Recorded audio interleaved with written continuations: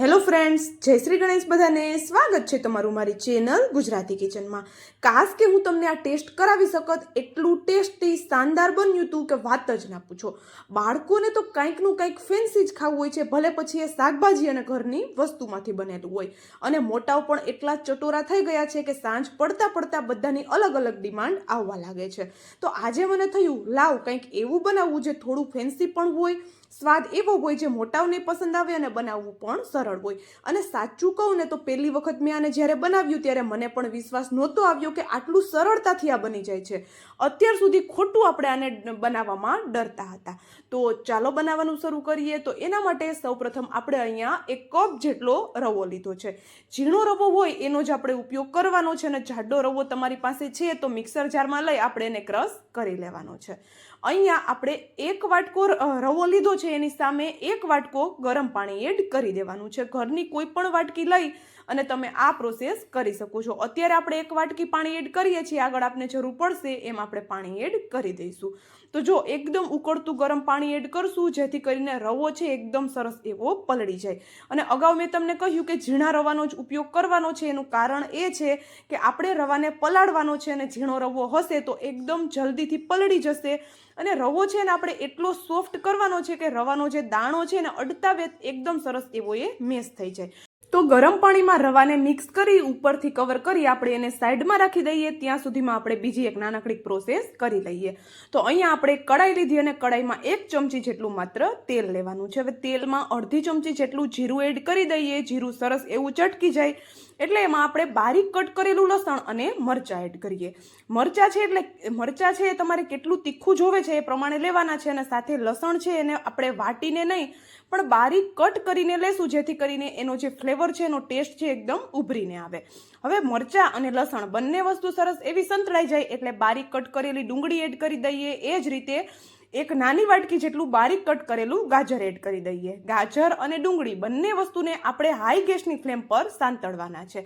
તો ગેસની ફ્લેમ અત્યારે સ્લો નથી કરવાની, કારણ કે શાકભાજી છે એને આપણે એકદમ સોફ્ટ બિલકુલ નથી કરવાના. બસ એમાં રહેલું પાણી છે એ સુકાઈ જાય, બસ એટલા જ આપણે શાકભાજીને સાંતળવાના છે.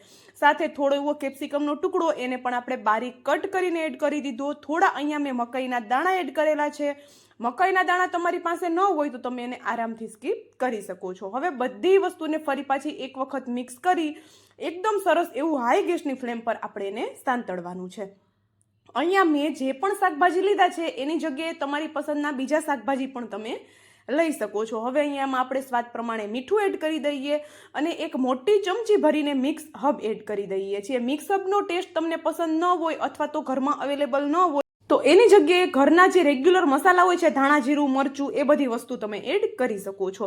હવે 1 મોટી ચમચી જેટલો ટોમેટો કેચઅપ એડ કરી અને બધી વસ્તુને એકદમ સરસ એવી મિક્સ કરી દઈએ. કંઈક નવું અને કંઈક ફેન્સી બનાવીએ તો સ્વાદ થોડો અલગ થાય તો બધાને ખાવાની મજા આવતી હોય છે. તો એટલા માટે મેં અહીંયા મિક્સ હબ એડ કરેલા છે. બાકી તમારી ચોઈસ, તમે ઘરના મસાલા પણ એડ કરી શકો છો.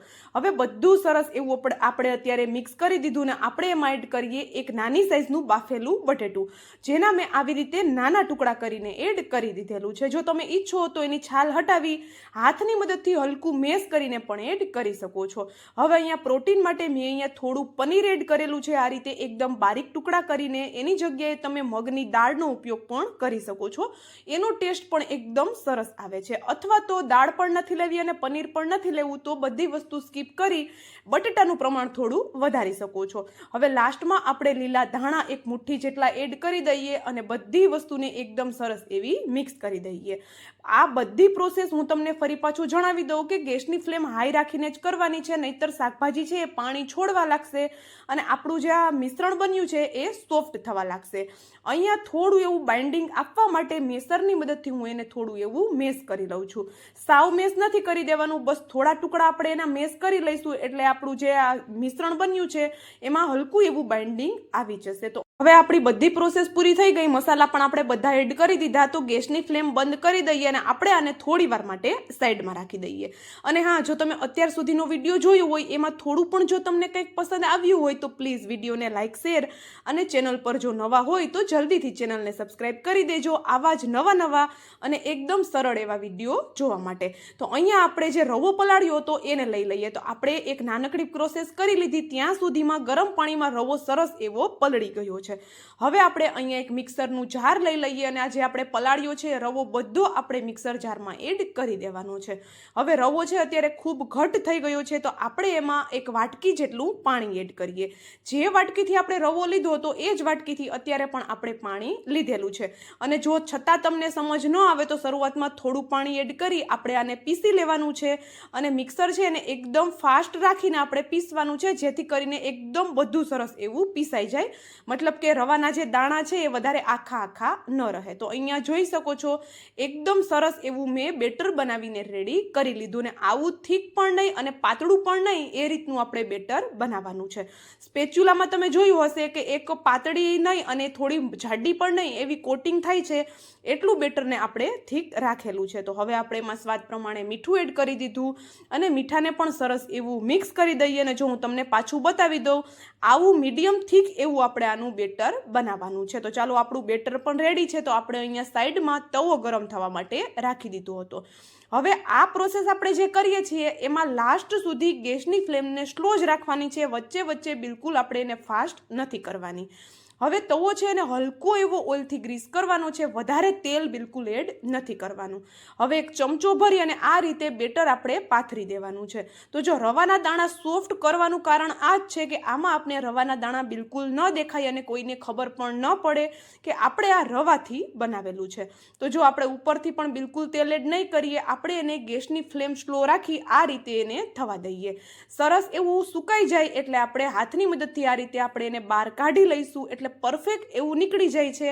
એકદમ પાતળી એવી સીટ બનીને તૈયાર થાય છે. તો અહીંયા જો એક સીટ આપણી બની ગઈ, સોરી 2 સીટ બની ગઈ છે. તો હવે પાછી ત્રીજી સીટ આની ઉપર મૂકવી છે. તો શું કરવું, થોડો એવો મેંદો કે પછી ઘઉંનો લોટ આ રીતે એની ઉપર લગાવી દેવાનો છે, જેથી કરીને સીટ છે એ ચીપકે નહીં. અથવા તો થોડું તમે ઓઇલ પણ આની ઉપર લગાવી શકો છો અને પછી બીજી સીટ એની ઉપર રાખી શકો છો. અને આ રીતે એકબીજા ઉપર સીટ રાખશું એટલે સીટ છે એ સુકાશે પણ બિલકુલ નહીં. તો જો અહીંયા હું 5 થી 6 જેટલી સીટ અત્યારે બનાવી લઉં છું અને બાકીની હું પછી બનાવીને તૈયાર કરી લઈશ. અહીંયા એકદમ પાતળી અને એકદમ પરફેક્ટ એવી આપણી સીટ બની ગઈ છે. તો મેં જે પણ વિડીયોમાં તમને જણાવ્યું એ વાતનું થોડું ધ્યાન રાખશો એટલે પરફેક્ટ એવી તમારી આ રેસીપી બનીને તૈયાર થશે. અને અહીંયા જોઈ શકો છો આપણે એક સીટ લઈ લીધી. તો હવે આપણે એને ભરી લઈએ. તો ભરવા માટે બનાવેલું સ્ટફિંગ આપણે એડ કરી દેવાનું છે અને સિમ્પલ આપણે એક જે પોકેટ જેવો શેપ આવે એ શેપ આપણે આને આપી દઈશું. એકદમ સિમ્પલ છે. આ રીતે છેડા છે એકબીજા ઉપર રાખી દેવાના છે એટલે પોકેટ જેવો શેપ આવી જશે. કોઈ આપણે એમાં સાટો કે સ્લરી લગાવવાની જરૂર નથી. સિમ્પલ જ આપણે આને આ રીતે પોકેટ વાળી લેવાનું છે. તો જોઈ શકો છો આપણું પોકેટ છે સરસ એવું વળી ગયું છે. અને ઘરે કોઈ મહેમાન આવતા હોય એમના માટે બનાવવું હોય તો અગાઉથી તમે આટલી તૈયારી કરીને રાખી દેશો એટલે ગરમા ગરમ તમે 5 જ મિનિટમાં આને સર્વ કરી શકો છો. તો ચાલો, પોકેટ આપણા રેડી છે. તો આપણે એને શેકી લઈએ. તો શેકવા માટે ફરી પાછો એ જ તવો આપણે લીધો, એની ઉપર થોડું એવું તેલ લગાવી અને આપણા પોકેટ છે એને આપણે આ રીતે રાખી દેવાના છે. આપણે જે સાઈડ પોકેટને ફોલ્ડ કરેલા છે એ સાઈડ આપણે તવા ઉપર રાખશું એટલે પ્રોપર સિક્યોર થઈ જશે. આપણા પોકેટ બિલકુલ ખુલશે નહીં. તો સીટ બનાવવામાં બસ થોડું ધ્યાન રાખશું ને એટલે એકદમ જોરદાર અને સ્પ્રિંગ રોલ પણ ભૂલાવે ને એવા આપણા આ પોકેટ્સ બનીને તૈયાર થાય છે. આ પોકેટ્સમાં મેં ચીઝ એડ નથી કરેલું. જો તમે ઈચ્છો અને તમારા ઘરમાં બાળકો હોય તો ભરીને ચીઝ એડ કરશો તો ખાવામાં એટલા સ્વાદિષ્ટ લાગશે કે તમે બજારના સારા નાસ્તા આની સામે ભૂલી જશો.